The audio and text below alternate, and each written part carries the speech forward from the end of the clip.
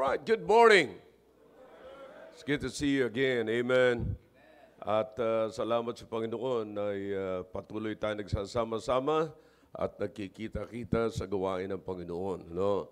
And it's a good morning. Maganda ho yung panahon, makulimlim, so hindi mainit. And hope everybody is ready kung paano kayo nag-prepare ng inyong pananamit. No? Sana ganun din ang puso natin. No, maganda yun, maganda yun. Gaano tayo naghanda, no? Kung paano natin handa yung sarili natin, paano tayo naligo, paano tayo nagdamit, you know. And I don't know about you kung paano kayo nagpiprepare ng damit ninyo bago nyo isuot. But you know, ako, pag nagpiprepare ako ng damit ko, bago ako maligo, nilalatag ko po yan sa bed. Okay, nandyan lahat. So nakikita ko lahat ang isusuot ko. Handa yung sapatos ko, handa everything. Nasa bed po yan, except for the shoes. No? I'm saying, nakikita ko po na ako'y ready. And then pagkatapos ko maligo, pick up isa-isa, you know. And ang ibig ko lamang sabihin is, paano man tayo naghahanda ng ating kasuutan, ganun din sana, or maybe more than that, no, at least. No? Nahihanda natin ang ating puso sa pakikinig ng salita ng Diyos. Tingin ko sa inyo mga kapatid, parang nasa funeral service kayo eh. Parang wala kayong simbahan. Is anybody here nag-iisip mga kapatid na God will meet you on something? Yeah?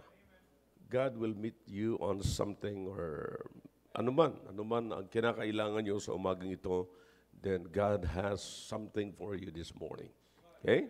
Alright. So, tignan natin mga kapatid kung anong makukuha natin, anong matutunan natin sa umagang ito. But I promise you, everything that will transpire here is a result of our prayers. Parang hindi kayo nanalangin ngayong umaga. Did you pray for your service? Amen. Did you pray for me? How many of you prayed for me? May I see your hands? Ilan sa inyo nanalangin para sa akin? Yeah. Okay. All right. Some of you are liars, you know. I understand that.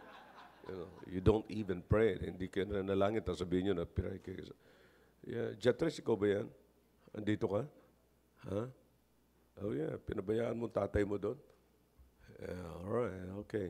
Anyways, at ako'y niniwala mga kapatid na lahat ng pinag-pray natin ay makikita natin sa umagang ito. You know, when you pray for the service, you pray for particular na mangyayari. Everything that you want to see, and you want to hear, and you want it happen, yun ang mga bagay na dapat natin panalangin. Okay? All right. And of course, alam niyo mga kapatid, si Brother Clayton, isang long-time evangelist. How many of you know him? Okay, I hope kilala niyo po siya. Iba sa inyo, maraming beses na po siya nagsalita rito. Minessage niya ako, sabi niya, Brother Giel, sabi niya, I've never seen this Christianity before. Itong Christianity ngayon, sabi niya, hindi ko nakita ito noong araw. Ibang Christianity ang nakita ko noong araw. Ang nakita ko noong araw, every Sunday, lahat ng tindahan ay sarado. Lahat ng makinarya, walang umaandar, nakatigil. And everybody is preparing for the church service. Lahat. And the only institution na talagang nakabukas mga kapatid ng pinto is the church on Sunday. I can see people, you know, heading to the church. Pag nakakita ka ng sasakyan, na bumibiyahe sa kalsada, makikita mo yan doon sa simbahan. So halos lahat ng bumibiyahe ng linggo, mga kapatid, sa kalsada ay papunta sa simbahan. But it's different now, sabi niya. It's different now. Talagang yung tao ay pumupunta sa church because they knew that they need a church. Kailangan nila ang simbahan. Ngayon, kapatid, you have to force the people. You have to force your boys and girls to wake up in the morning and bring them to church. Yan na ho ngayon. So, kaya mga kapatid, iba na. Talagang yung mga tao, it seems like they don't really need God.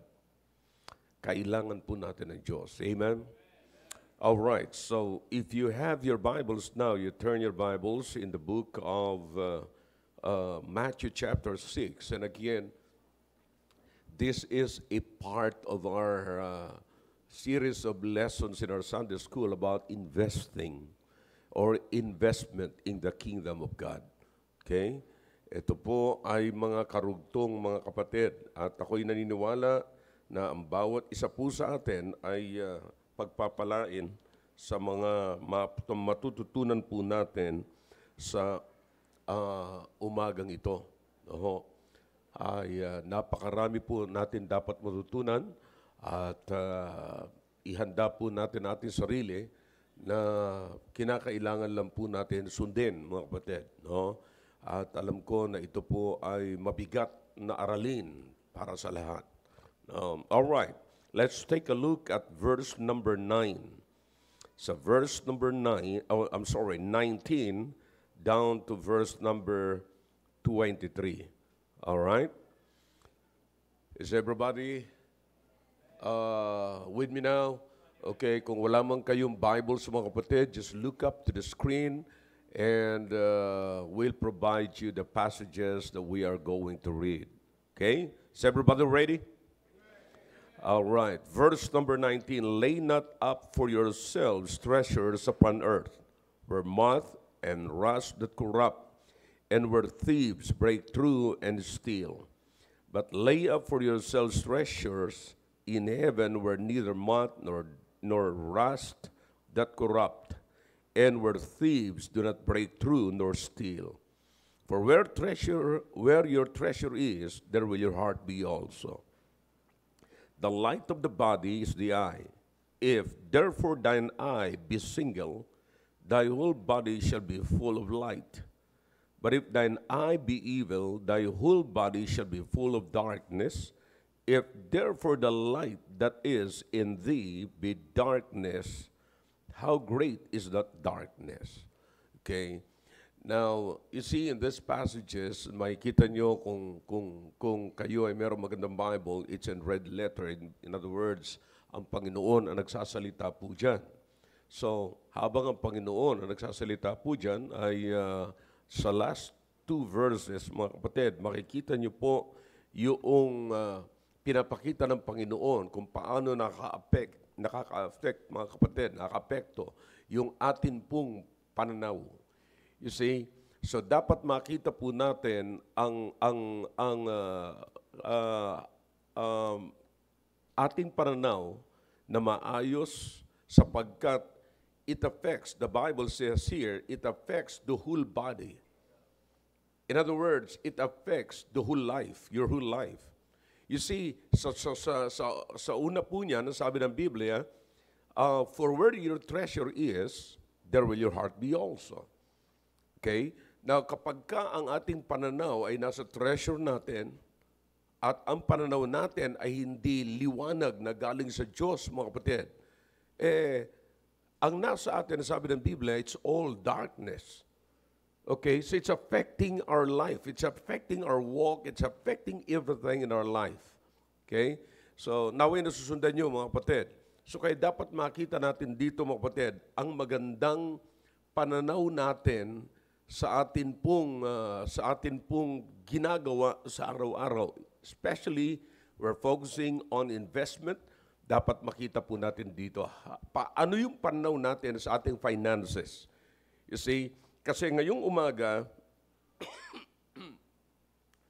we will focus on making wise financial decision. Okay? Making wise in financial decision. Kasi ito po yung bahagi na kung saan po tayo nagkakamali. It doesn't matter kung ang pera po natin malaki o maliit. Pero magmaliit man yan magmalaki, nagkakaroon tayo ng problema sa mga decisions natin pagdating sa finances. Right? So, yan ang pinakamaganda ko. Sabi ko lagi ito sa mga kabataan napakaganda na sa pag nag-start kayo, makikita nyo na kaagad ang mga bagay na ito. Because it's affecting. Yan po yung ating yan po yung kalakaran, yan po yung nagpapalakad ng sistema, mga kapatid, sa ibabaw ng mundong ito. Okay? Kaya yan po yung aaralin po natin ngayon. Let's bow our heads for prayer. Dakilang Diyos, salamat po sa mga talata na binasa po namin. Salamat po na meron kaming pamamaraan mula po sa inyo na ipinapakita niyo po sa amin kung paano po namin i-manage yung aming mga finances.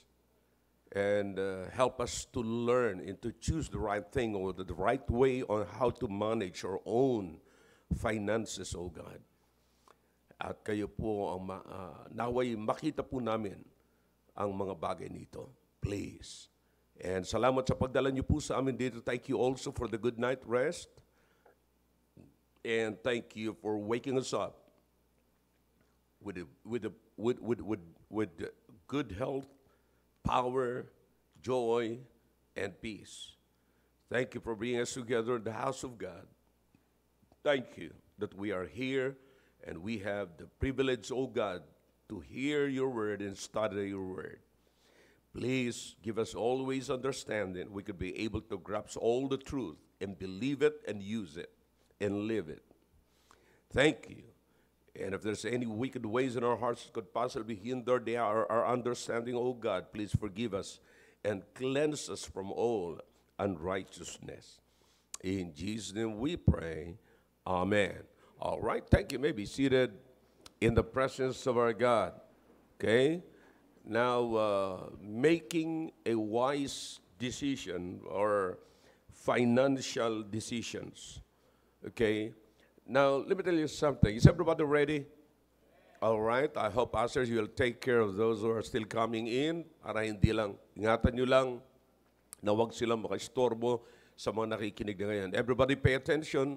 Look straight here sapagkat meron tayong mga ilang bagay na dapat munang tanggapin bago natin pag-usapan ang mga bagay na ito. Now, listen. The first thing na dapat yung maunawaan, mga kapatid, is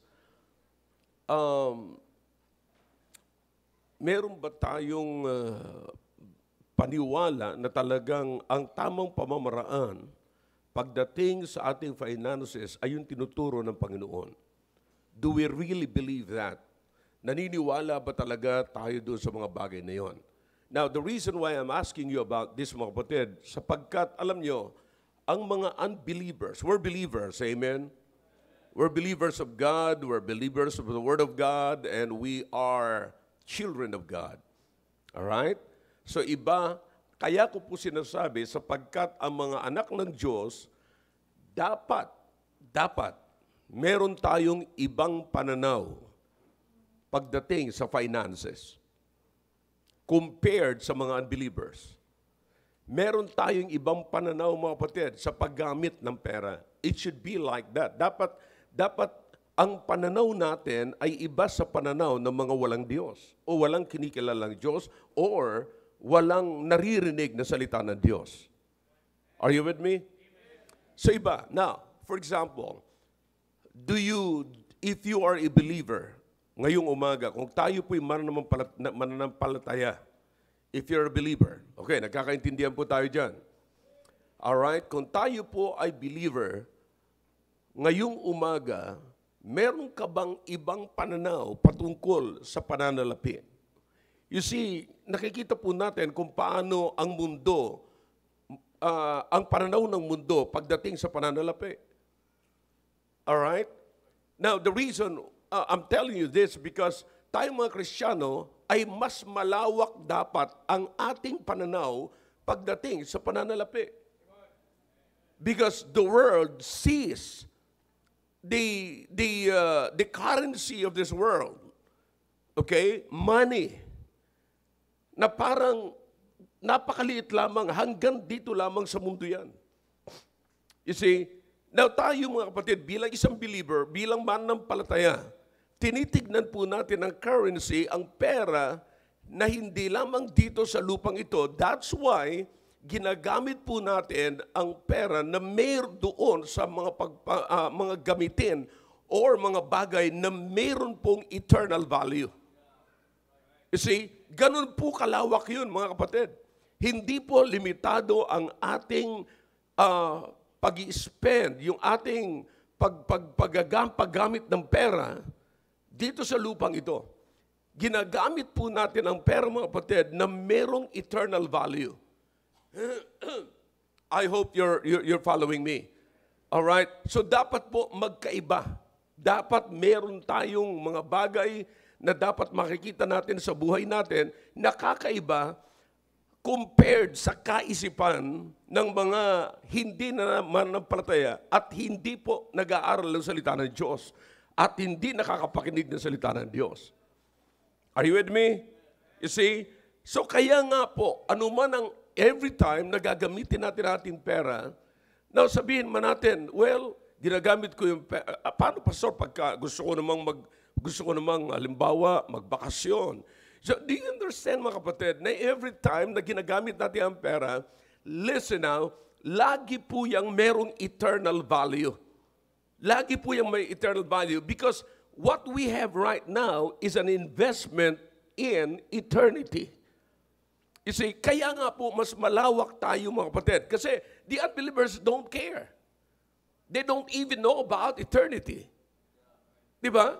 Wala silang kaalam-alam tungkol sa eternal value, mga kapatid. Wala silang kaalam-alam tungkol sa eternity. Tayo, mga kapatid, alam po natin yung eternity. So kaya nga, every time, listen, naiisip nyo ba na every time gumagamit ka ng pera, for example, bibili ka ng pagkain, all right? Tanong, pag nakabili ka ng pagkain, ginamit mo yung pera na binigay sa iyo ng Panginoon, saan pupunta yung pagkain? Saan mo ginagamit ang pagkain? The fact that you already belong to Jesus, belong to God, everything that you spend, mga kapatid, it has something to do with eternity. Kasi yung katawan mo hindi na para sa iyo eh. Yung sarili mo hindi na para sa iyo. So that's why yung paggumawa ka ng decision, kapatid, na pagka gumawa ka ng decision, ay laging decision para sa Panginoon. You see, laging may kinalaman ang Panginoon. Laging may kinalaman ang Diyos. Every time na naiisip mo ang Diyos, kapatid, ano magagawin mo? Bibili ka ng damit. That's not for you only. Kapatid, hindi yan para sa iyo. Ginagamit mo yan pag-worship sa Panginoon. Ginagamit mo yan hindi para magpasikat. I hope so. Hindi mo ginagamit yan para ikaw kilalanin na, oh, mamahalin ang damit niya, mamahalin ang gamit niya, so kinakailangan respeto. Kapatid, by the way, walang halaga na bilihin dito sa ibabaw ng lupa ito na pwede mo isuot na kasing halaga ng buhay mo. What you possess does not or do not determine the value of your life. Yun ang dapat mong iisipin. Ano man yan, ano man ang tatak niyan, mga kapatid. Kahit na obsession. Parang hindi nyo nakuha yun. But anyways, eto po yun, mga kapatid. Okay? Now, so makikita nyo, every time na kayo'y mag-wear ng clothes, kayo magbibihis, pupunta kayo sa church, pupunta kayo sa labas, saan mo kayo pupunta? You see? Now listen, tandaan po natin, anuman ang pagkakagastusan natin. Kaya nga po tayo nagpipray, di ba? Pag nagpray tayo, kakain tayo. Alright? Bili tayo ng pagkain.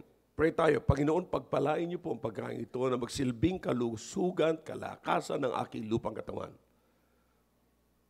What if God answers your prayer? Nabibigyan ka talaga ng kalusugan, kalakasan. Saan mo gagamitin yung kalusugan, kalakasan? Kinukonsider niyo ba? Maliliit na bagay ito, mga kapatid. Pero ang gusto ko kasi palabasin ngayon dito sa inyo, wala na ho tayong pinagagamitan ng pera na wala hong eternal value. Are you getting the point? Young people? You see, now whatever amount you have, mga kapatid, ano man bibili natin? Hindi natin wala tayong paggagamitan. Here's what I'm saying, mga kapatid. Wala tayong paggagamitan na makakasira, mga kapatid, sa testimony ng Panginoong Jesucristo. Wala tayong paggagamitan ng pera natin na makakasira o kukontra sa testimony ng Panginoong Jesucristo. You see, whether sabihin natin nagbakasyon ka, so paano yung nagbakasyon ako para medyo ma-unload naman ako. Saan mo gagamitin yung pag-unload mo? Just for you?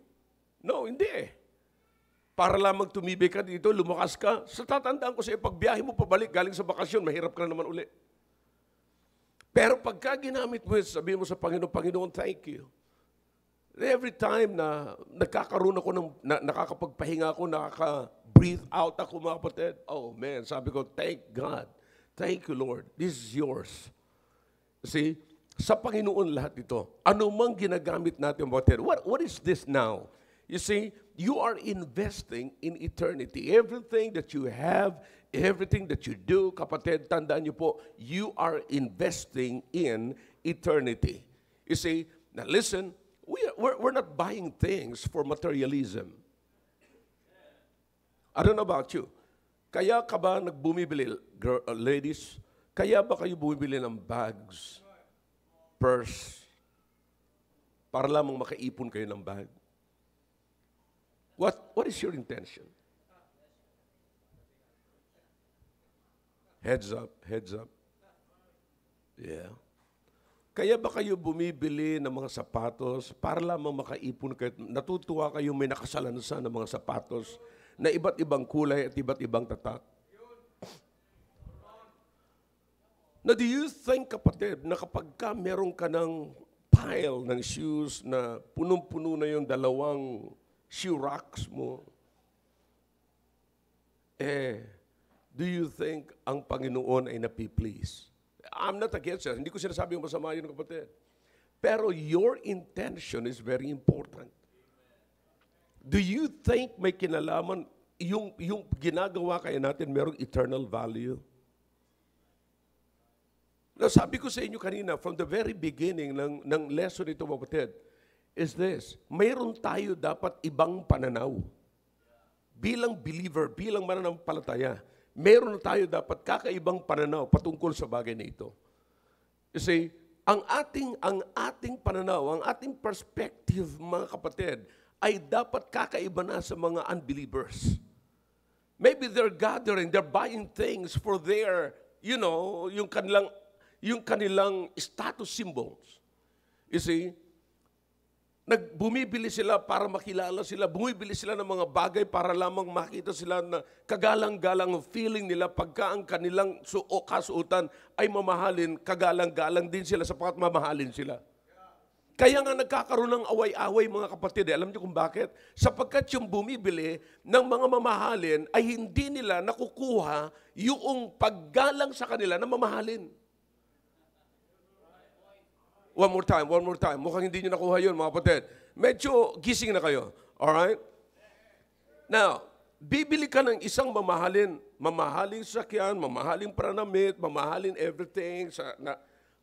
Boy, I'm telling you, nasa iyo na sari-sari, nasa iyo na halos ang lahat ng mga tatak na kasuotan mo. But, hoping na you will be respected for wearing those expensive things in your body.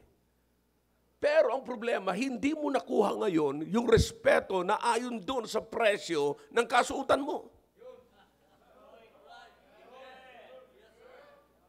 Nung hindi mo na nakita, baka alam mo, magkano ba yung sapatos mo? Naalala ko yung kumakanta sa choir, hindi naman dito sa atin po, mga kapatid. Salamat sa Panginoon. Sabi niya, bakit nakatsinelas ka lang? Di ba choir tayo? Sapatos tayo dapat. Sabi niya, ito tsinelas sa akin, pero mas mahal pa ito kay sapatos mo. So you understand that?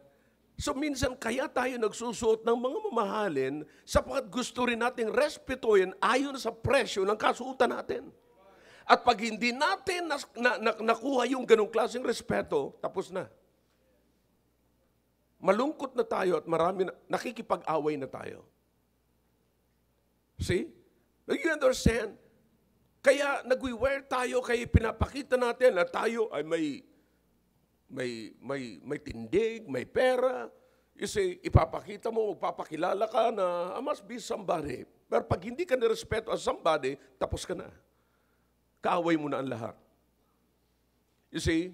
So, yung bang feeling entitled ka if you have that everything. You see, wala pa ho ako nakita mga kapatid na may mga mahaling kasuutan na naglilinis sa auditorium.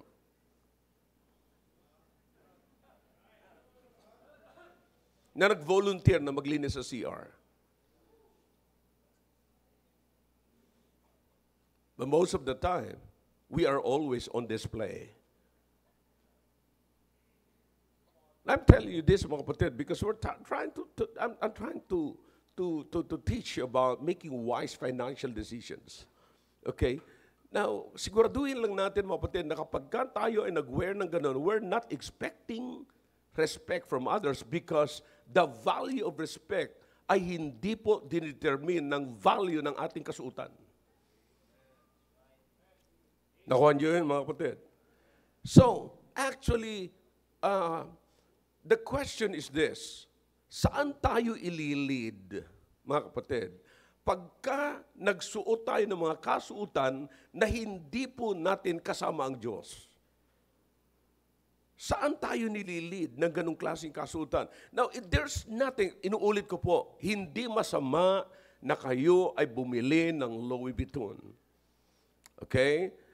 Meron kang bag, mga kapatid, na Louis Vuitton, na ang presyo ay 250,000, na pag nag-offering ka, 100. Okay? There is nothing wrong about it na mas mahal pa yung bag mo kaysa laman ng bag mo. Alright? Now listen to me now. Here's the thing. There's nothing wrong about that. Kung yan, kapatid, ang iyong trip, you go ahead. Bumiyahe ka. Okay?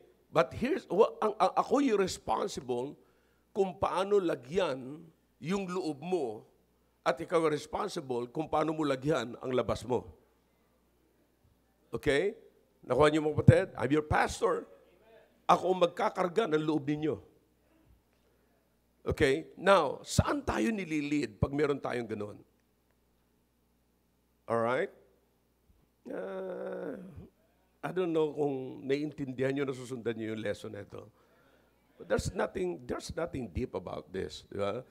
Pero sinasabi ko mga kapatid, kasi kaya ko sinasabi yung ganun, parang nakayoko kayo, parang, you know, and, but the good thing about this, mga kapatid, is this. Okay? By keeping in mind, kapatid, by keeping in your mind, okay, kung ano ang nasa isip natin habang tayo ay nagpo-possess. Okay? Palagay ko wala si Dom sa meeting. Yeah, all right, anyways. All right, pay attention dito. Bahala na si Conrad dyan. Yung mga ushers po natin, may instruction po yan kung paano i-deal yung mga ganyan.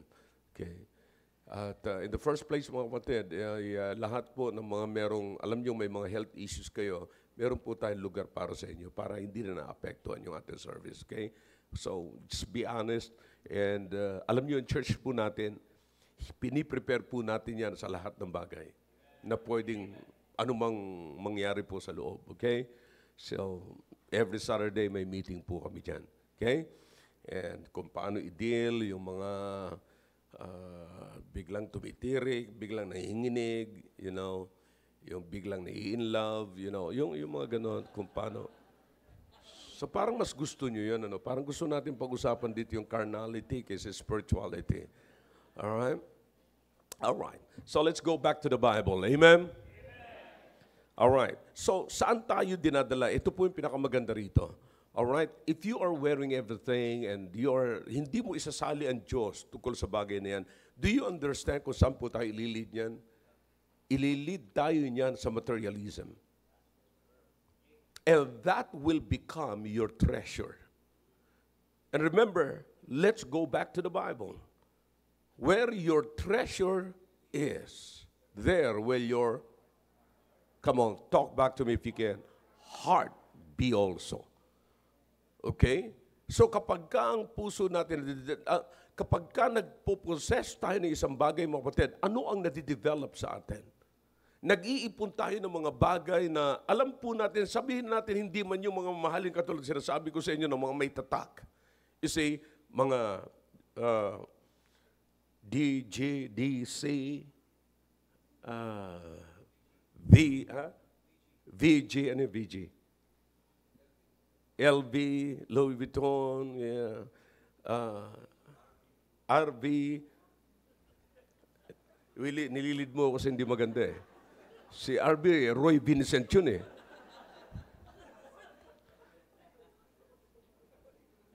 Yeah, GL. Lorena pala yun. Alright, so you understand what I'm saying, mga kapatid? So, nalilid tayo doon sa bagay na yun. Halimbawa, mag-possess tayo ng mga bagay na yun.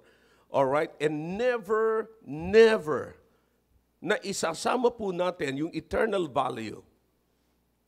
See, pag sinama natin yung eternal value, kapatid, pag hindi natin sinama yung eternal value, and we don't care about it, hindi po natin iniisip yun, kapatid, what will happen? It will lead us to materialism. You see, that way, kapatid, listen to me now, if you're heading to materialism, whether you believe it or not, you cannot manage your resources wisely. Oh yeah. Because loving the world, loving those things, mga kapatid, it's not easy to love the world because you cannot manage it.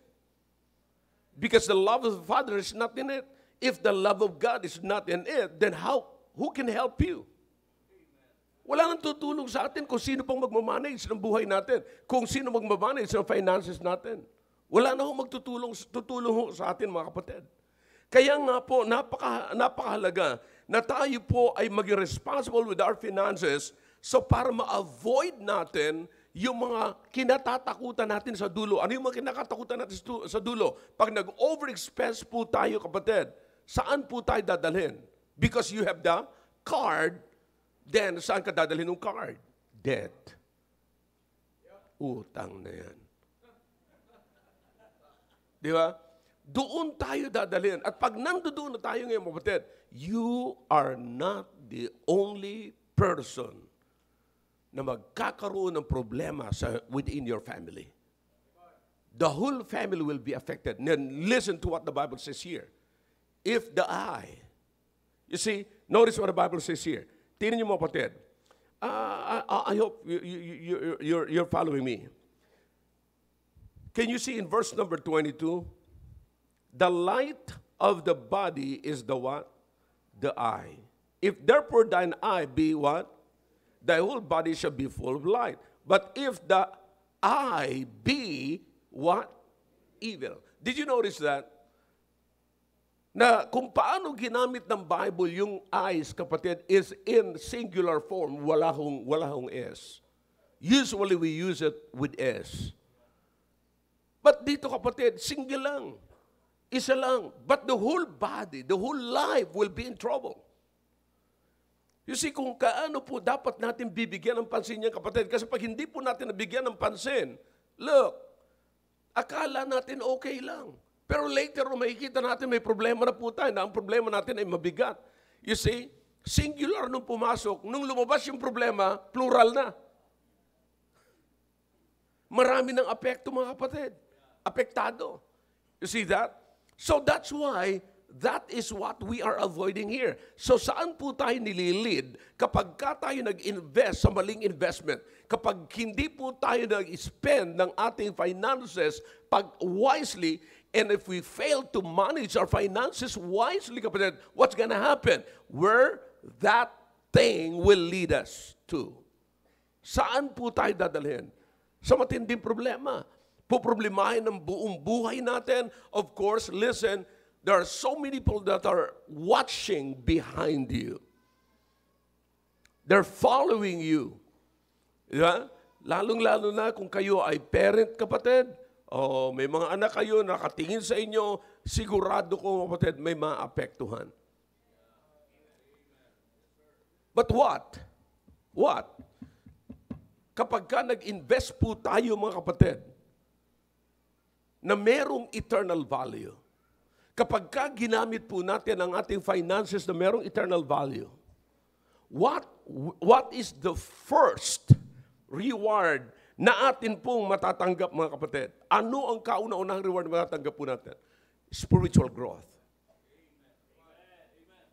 Spiritual. Compared it, mga kapatid, na ikaw ay ililid away from God because God, the finances, once you spend your money without eternal value, kapatid, it will lead you to materialism. And materialism will eat up your life, mga kapatid, your spiritual life. And patuloy kang tatanggalin sa presensya ng Diyos. I'm talking about relationship with God. But kapag ka ginamit mo ang pananalapi mo na merong eternal value, lalo kang magiging closer sa Diyos, magkakaroon ka, mga kapatid, mag-grow ka spiritually. Now, do you understand, mga kapatid? Listen to this. I like this, okay? Sa aking pag-aaral. Pay attention, okay? Pay attention. Ushers, wag niyo muna istorbohin ng mga tao, okay? Every one of us must understand what we are fighting during the offering time. Do you know that? I don't know about you. Maaring kung kayo man ay naghanda na, ako ganun, mga kapatid, bago ako mag-offering ngayong umaga, at mamayang hapon, handa na yan kahapon. Okay? Nihanda ko na po yan. Bago man ako pumunta sa church, bago man magkaroon ng offering time, ready na po yan, mga kapatid. Kasi I know kung ano ibibigay ko. Alright? But listen to me now. Yan ho ang nilalabanan po natin. Do you understand that every time, every offering time, we are confronting the idols of many Christians? We are confronting, nilalabanan po natin yan, mga kapatid. And that is, I'm talking about money. Money is worshipped by many. You understand? That's why every time, kapatid, na mag-offering time tayo, lagi tayo nakikipag-away sa magkano. See that? Kaya alam niyo kung saan nagsimula yan? Hindi po simbahan. Nagsisimula yan kung paano po tayo mag-spend. Kung paano po natin i-manage yung finances natin. You understand? Now, if you are managing your finances wisely, sabi ko kayo sa inyo kanina, meron dapat eternal value. You have no problem during the offering time. Promise. Kasi sanay na tayo na alam natin ang reward nito ay hindi ho dito sa ibabaw ng lupang ito. You say, I don't know. But pero naniniwala po ako sa bawat isa sa atin dito na masaya tayong lahat na magkakaroon tayo ng personal, close relationship with God. Ay, ang ganda kaya. Yung magigising ka with your mind fixed on Jesus. Magigising ka na ginigising ka na parang umaawit ka. Ang ganda kaya, mga kapatid. You see? And then magbibihis ka, habang nagbibihis ka, wala kang pakialam kung sintonado ka, pero umawit ka. Somebody talk to me. Yeah. Diba? So, it's the result of your relationship with God. Pero kapag kamalayo tayo sa Panginoon, mga kapatid, wala tayong ganyan. Wala tayong ganyan. Hindi tayo magkakaroon ng awitin, mga kapatid, na galing sa Panginoon, matutuwa tayo na umaawit tayo sa Panginoon. No, wala tayong ganyan. You see? Pero pagka meron po tayo awitin, pag meron po tayo magna-relasyon sa Panginoon, ano yung nagde-develop? Ano yung number one na nagde-develop? Kapatid, ang number one na nagde-develop yan, yung number one na concern mo sa buhay mo. And let's be honest, our concern is our currency. Currency is our concern.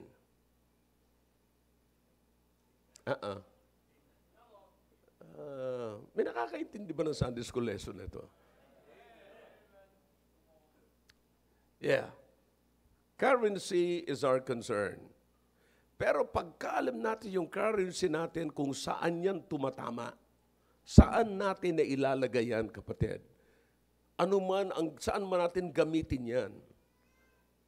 Naniniwala ako mga kapatid, pagka laging may eternal value yan, every time na, boom, bibitaw sa atin yan. Sabi ko nga, hindi yung bitaw natin dapat natin tignan Yung bitaw ng Diyos ang titignan natin. Sa tuwing magbibitaw tayo, magbibitaw din ang Diyos, sapat na sa pangailangan natin, ano pang hahanapin natin? Yeah, di ba? Sabi nga ng iba, ako, pastor, sa biyaya ng Panginoon, nakakain ko naman ang gusto kong kainin, nabibili ko naman ang gusto kong bilhin. Ano pang hahanapin ko sa buhay? Di ba? So you understand? So kaya nga, dapat makita natin mga kapatid yung mga bagay na ito. So every time na nagkakaroon mga kapatid ng offering na gano'n, alam mo ginagawa natin, nakikipagbuno tayo sa diablo. Alright. Alam ko, pag nagbigay ako sa Panginoon, alam ko kung saan pupunta ito. And the blessing is this, mga kapatid. Here's the blessing. The blessing is, hindi lamang po, ang reward, hindi lamang po na ikaw magkakaroon ng good relationship with God, a close relationship with God, but just imagine, yung mga tao mismo na nabibiyayaan ng iyong investment or spending na merong eternal value. For example, sabi ko na sa inyo, pagka tayo nagbigay dito mga kapatid, sa gawain ng Panginoon, ano nangyayari mga kapatid? May mga taong naligtas, dinadala natin dito, yung mga tao mga kapatid na walang kamalay-malay, ni wala silang planong magsimba, nakatok natin noong Saturday, nakatok natin noong Friday, nakatok natin noong Thursday, and then invite natin, pinaliwanag natin sa kanila, nagkaroon sila ngayon ng desire na pumunta sa simbahan, tapos pumunta rito, tapos makikita na natin dito, nagkakaroon ng pagbabago ng buhay. You know, some of you here, kapatid, kayo, nung pumunta kayo rito, hindi kayo na itsura nyo dati. I can tell you, hindi ganito. Pero iba na ang itsura nyo ngayon, iba na ang mahal, hindi na kayo makapunta rito na hindi kayo nakabihis. Diba? Nung pumunta kayo rito, para lamang kayo nandiyan sa istambayan You see? Naka-shorts kayo, naka-chanelas kayo, you don't care kung ano man ang suot nyo pagpunta sa church. Pero ngayon, iba na. And notice kapatid, just imagine the changed lives na nandito sa loob ng auditorium ngayon, na yan ay bunga ng inyong investment. So what is that now? That is an investment with eternal value.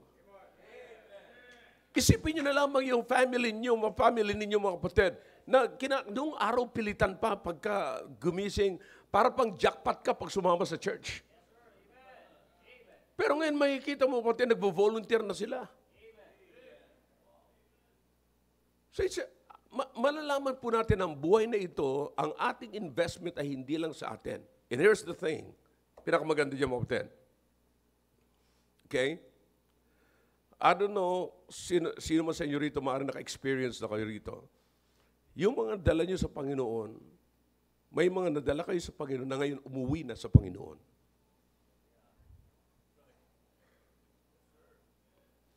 Minsan sinasabi natin, paralangin natin si ganito, naghihingalo na sa PGH. Ipanalangin natin si ganito kasi meron na siyang terminal cancer, ganito, ganyan, terminal disease. Alright? Kumbaga sa nakikipagbuno pa tayo na sana buhayin pa siya ng Panginoon. Well, normal yan kapatid, hindi naman kasalanan yun. But, here's the thing. The good thing is, minsan magsasabi tayo, thank you for your prayers. Brother so-and-so and sisters so-and-so is now with the Lord. So, saan bagay po tayo nagre-rejoice doon? Do you understand na kung meron kang investment sa buhay ng taong yun, he is with the Lord with your investment?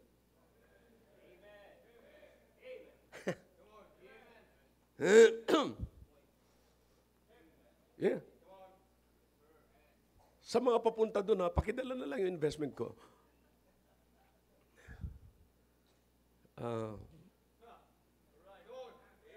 Now, you understand? I don't know kung nakuha niyo yung kapatid. Ang sinasabi ko po, hindi naman sa tayo'y natutuwa na namatay na si so-and-so. Pero merong mga nauna na sa atin na nagkaroon tayo ng investment sa buhay nila na ngayon nasa langit na, hindi lamang sila ang nasa langit, kapatid, kundi yung investment natin sa buhay nila, dala-dala nila.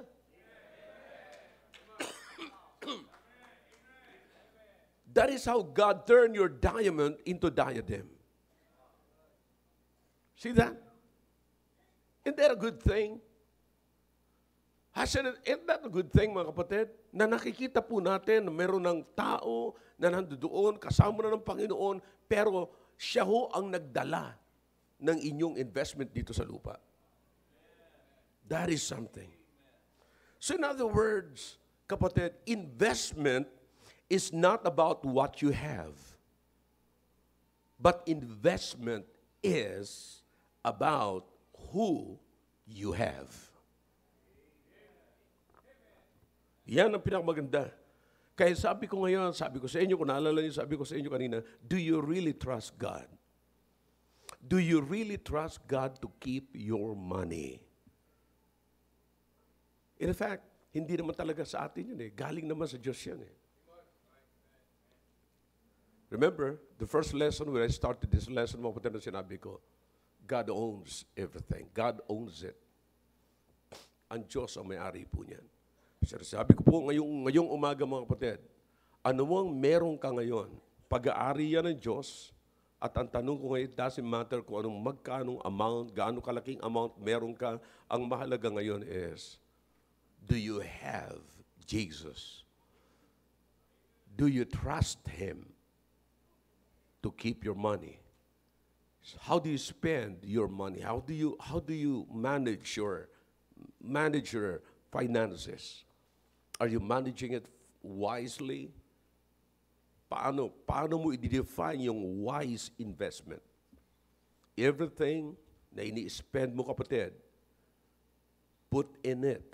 Lagi mong sasamahan yan ng eternal value. Walang masama na kumain ka. Alright? Pagka bibili ka ng pagkain, sweldo mo is 800, ang pagkain mo is 1,500. Nandito yung tiyan mo pero lumipat sa likod. Yung iba, sumama na rin dito. Hindi na nakarating eh. Wala na silang patutunguhan eh. See? So that's why you have bukol everything. Everywhere. You have bukol everywhere. Kasi wala nang paglagyan yung pagkain eh. See, nag-adjust na yung baywang mo sa taas. But listen to me now. Ang tanong ko, meron ka bang eternal value doon sa ginawa mo? O meron kang eternal cemetery? Yung pangalan na cemeteryo, eternal. See? So, the point here, mga kapatid, is this. Making our investment, financial investment wisely. You see, investment. Napakahalaga itong mga bagay nito. Just imagine kung anong klaseng, every time nagagastos tayo, saan tayo ililid, paano natin makukuha ito, and then, are you spending money every time you spend money? Are you getting closer to God? Or are you getting away from God and getting closer to materialism? Materialism will draw us away from God. But investment with eternal value will draw us closer to God. Am I clear to you? Did you learn something? Amen. I hope nakatulong po ito para makita po natin kung nasaan po tayo ngayon. But remember what the Bible says. No? Where your treasure is, there will your heart be also. Just an eye. Take a look. Yung perspective po natin. Ano yung tinitignan natin? Dapat iba ang pananaw po natin sa pananaw ng walang Diyos at walang Biblia, walang simbahan, walang pag-aaral na katulad nito. Okay? Dapat magkaiba po. Right? Amen. Amen. Naalala ko tuloy eh. Tapos na po ako. nakita ko noong araw, nung punta ko sa Australia, at hindi po ako pumunta lamang doon sa Perth. Sa Perth is city po yun. Pero yung pinuntahan ko, mga kapatid, is town, doon sa Newman. Pero pumunta rin po ako sa Perth, actually. Doon sa Newman, doon hindi po ako nakakita ng kotse. Nakakita pala ako ng kotse ni Crizel. Si Crizel ay may kotse at yung kotse niya ay nakaparada lang. Kasi ang ginagamit po doon sa Newman ay puro mga truck, pick-up truck. Pag sinabing pick-up truck, talagang pick-up, nagpi-pick up po talaga yan. Talagang truck, kinakargahan, ginagamit. Makita niyo po, may mga bumpers talaga na matitindi. Yung bumpers na yon, kaya yung iba, yung mga tinatawag na ARV rito, hindi RVT ha, ARV. Australian something, bumper, ganon. But listen, alam niyo kung bakit grabe ho yung bumper nila? Pambangga po nila yon just in case na biglang tatawid ang kangaroo at biglang tatawid yung mga baka. Karamihan po, baka na ngayon ang tumatawid. I mean, I'm telling you, yung baka, ganun kataas sa akin. Baka, mga kapatid. Nakakita po ako ng 4 na pirasong baka. Yung iba nandun na sa medyo sulok-sulok na kasi siguro nakatakbo pa siya kasi buhay. Alam niyo kung anong bumabangga sa kanila? Bumabangga po sa kanila, tinatawag na road train. Okay? Road train. Yung po yung malaking sasakyan, ang pag narinig mo yung makina niya, ang andar parang barko. Pero may hatak-hatak po siya na 3 trailers. Okay, hindi mo pwedeng pigilan ng bigla-bigla yan. Kaya pag tumawid yung baka, yung bumper nila talagang may pamatay, talagang tatapon kahit na gaano kalaking baka. Sabi ko nung nakita ko, wow! Pag nakita ko lamang to, nakababangga pa lamang, kukunin ko ang hita nito eh. Hindi ko pinapansin mga kapatid. Sabi ko kung sa Filipino ito, kinabukasan pa, kukunin pa to eh.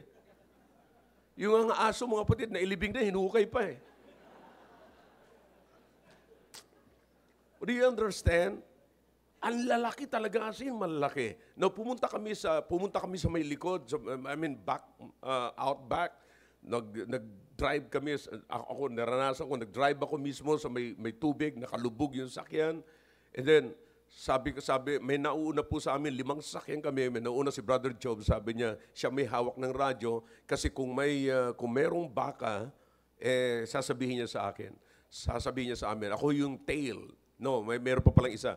Pero sabi niya sa akin, niradyohan niya ako, sabi niya, Pastor, may baka. Sabi ko, malaki o maliit? Sabi niya, isang pamilya po. Sabi ko, pipiliin ko yung maliit, iuwi ko yan. Babanggain ko siya, boom, pipiliin ko, gagayatin ko yan. Kasi bata pa yung baka, malambot pa eh. Sabi ko, magkakaroon ako ng steak. Wow. Pero mga kapatid, you understand, here's what I'm saying. Kaya ko kunin ito sa inyo yan. Dito sa Pilipinas, makikita kayo ng mga pick-up, lahat pagandahan. Pagandahan. Grabe yung bumper, grabe yung nasa taas, may mga kung ano pa makikita yung sa taas. Pero nasaan po sila? Nasa city. Pag nasagi mo ng konti, makikipagpatayan sa iyo. Pero outback yun. Mga truck yun, kapatid. Na yung mga, kung titignan mo doon sa Australia, doon sa pinuntahan ko, sa Newman, mga kapatid, mamahaling mga Toyota, mga mamahaling sakyan, mga pick-up, pero makikita nyo, musmusin, may mga sagi, lahat. Kasi nakadesign talaga sila ayon sa purpose noong sasakyan na yun. Pero ngayon, dito sa atin sa Pilipinas, sumusobra ang pera, mga kapatid. Pinaganda yung sasakyan, hindi naman ayon sa gamit. Kargahan mo, mga kapatid. Kargahan mo ng simento, ayaw, baka madumihan. Pero ang design niya ay pangkarga. Sabi ko, dapat makita nito yung expedition ko para makita nila kung ano nasa loob. Mga inodoro. Hindi mga politicians. You see? So makikita niyo mga kapatid, sabi ko, wow, this is it. Kaya tuwan-tuwa ako nung napunta po ako doon sa outback na yun eh. Sabi ko, this is my place. Ito yung lugar ko. I like this. Kasi makikita mo talaga yung mga sakyan, yung mga pick-up, Lahat, pag nakita ko may kargahan sa taas, may kargahan sa taas. Maglalagay sila ng ilaw na gano'n. Si Daniel po, yung kanyang sakyan, light bar, yeah, may bar na mga 2 kilometro ayos, maaabot pa yung kanyang pananaw. Makikita niyo pa, ang layo talaga. Sabi ko, wow. Sabi niya, sir, kailangan yan. Kasi para makita mo yung baka malayo pa. Now, meron dito mga kapatid, kaalis lang, umattend dito, nandun ngayon, nakita ko. Umattend dito ng 2 Sundays. Na I hope marinig niya man to, hindi siya magagalit. Kasi may kunento ako, may nagalit sa akin eh. May sumagot sa aking my day. But anyways, sabi niya sa akin, umalis, 2 Sundays, andito siya. Kaya siya pumunta rito, sinundo niya yung kanyang pamilya. At kaya niya sinundo yung pamilya, na-encourage siya ni Brother Daniel doon patungkol sa family. Kaya sabi nga ni Brother Daniel, hindi maganda yung takbo na ng pamilya nila. Kadadala niya lamang ng pamilya niya sa Australia. Doon lamang sila na-reconcile, mga kapatid. Kare-reconcile lamang. Nung pag-uwi niya, galing dito, mga kapatid, for 2 Sundays, eto na ngayon, pauwi na siya ng Newman. Kamuntik na siya, sabi niya, umikot na, gumanon na yung sakyan niya kasi tumawid yung baka. Sabi ko, kita mo na yan, kaayos pa lamang ng pamilya mo, mayayari ka na ng baka. See? Kaya sabi niya, talagang umiiyak siya, nagkikwento siya kay Brother Daniel, umiiyak siya, grabe yung iyak niya. Sabi niya, salamat na iningatan talaga ng Panginoon ang aking pamilya. Gusto talagang ma-reconcile kami ng aking pamilya. Kaya, so you understand, mga kapatid, mga tao bumibili ng mga ganong gamit, nagpapakagastos-gastos. What is the value of it? See? Sabi ko, bibili sila ng pick-up, ayaw namang kargahan. Para saan? See? So kaya, yan ang mga bagay na dapat nating ilagay sa isipan natin. Ano ang bibili natin, paano tayo mag-spend ng pera na merong eternal value? Every time nagagawin po natin yan, basta ibigay mo sarili mo sa Panginoon and trust God that God can keep your money. And the good thing is, sabi ng Panginoon, lay it up. I'll take care of it. Lay up your treasures for yourselves up in heaven, and I'll take care of it. Promise, sabi ng Panginoon. No rust, no moth, no politicians. See? So, no thieves. I'll take care of it. Okay? Kapatid, you trust God. Do you know Him? Trust Him. Alright? Maliwanag, mga kapatid? Alright, tumayo po tayong lahat. Dakilang Diyos, marami po salamat sa aming natutunan. Salamat po sa narinig po namin. Pagpalain niyo po ang aming mga narinig. Nawa po ay maging magandang pananaw po. Magkaroon kami ng magandang pananaw. Nakakaiba sa pananaw ng mga unbelievers. Kakaiba sa pananaw ng mga walang Diyos at walang Biblia, walang simbahan, Panginoon. Naway makita po namin na kami mag-i-invest ng pera. Every time na mag-i-invest po kami ng pera, ay ilalagay po namin yan sa isang investment na merong eternal value. Thank you, O God, na now we are assured, Panginoon, na meron na pong nagdala ng aming mga investment. Nandyan na po, nakapiling po ninyo, kasama na po ninyo, at kasama rin po yung aming investment. Thank you, O God. Pagpalain niyo po ang bawat isa ngayon. Sa pangalan po ni Jesus. Amen.